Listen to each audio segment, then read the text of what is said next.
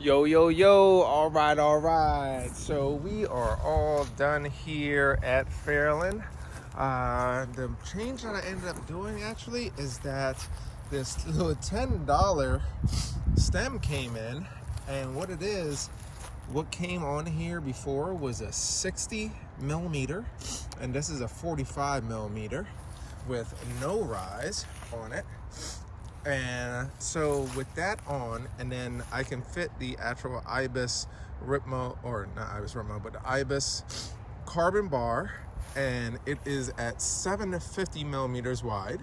So I'm able to fit that on because this diameter for it to house is actually a 31.8 millimeter. Versus the stock one was 35 millimeters. So I already had this bar, so I didn't want to swap and change a bunch of stuff. So with this change added on the bar, I did lose a little bit of weight, but this thing is heavy. But it was only $10, so it was really just for a test. So you can see that I had to throw on a cap at the top. I kept the same amount of spacers at the bottom, so it's about 45 or 40 millimeter of space. Right there, I believe each spacer is about 10 millimeters. And yeah, this actually feels like the Ripmo now as far as positioning. It is more comfortable. I may try to actually raise the entire stem up one more, and basically just, which I may just do that before the next ride. And so that way I can just try it out.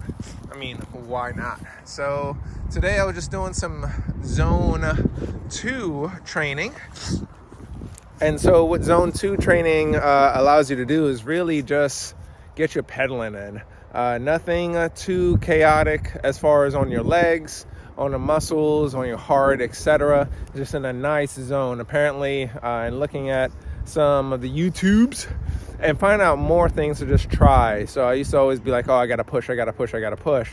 And oddly enough is that they actually show that the majority does zone 2 training, and then they actually pick it up a little moderately at the next zone, and then they do some intense runs like HIIT training every once in a while. But a majority, about 75 to 80% actually, do just zone 2 training.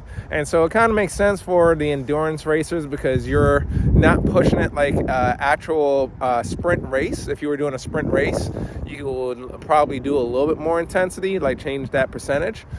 So that way, because you know you're going to be practicing more so in that high heart rate. So you want to be a little bit acclimated for that.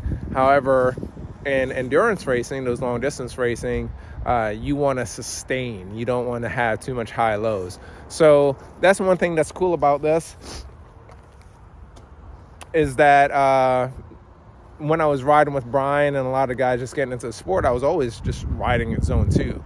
And when I used to and I was always wondering, hey, how am I still sustaining the strength? And it makes sense because I was doing low cadence pedaling at a higher gear. However, I was just keeping it at a moderate heart rate. I had to increase the gear intensity in order to get my heart rate to a zone 2 while I was pedaling with friends that weren't as fast. So it makes sense. When I ride with group 1, however, it's almost like a race. And when I'm doing that, my heart rate is higher and it actually felt a little bit more taxing at times. However, I was able to sustain that. Now, the last one that I did, I wasn't able to just because those damn tires, man, those are exhausting. But this thing moves really well when you have air in it. So right now, this guy only has about 5 PSI or so. And I was all the way over by Holly by the time I noticed that I was coming down the house.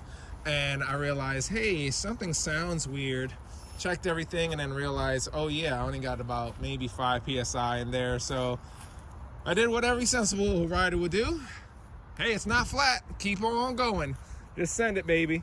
So I went ahead and did that. Got all the way back here with no problems. Just didn't do any jumps. Took it easy over any of the rock or roots. Even some tree logs that I would normally just hop. I actually just went ahead and just walked it over, actually. Didn't want to go messing up the rim or anything like that. So that's how that went. So yeah, that's it for today. Gonna head back in, check on in, and got about 10 or so miles in. Nothing too crazy. Just needed to pedal it up because I probably won't be able to pedal until the weekend, and it's only Tuesday right now. So, all right, guys, catch y'all on the next one.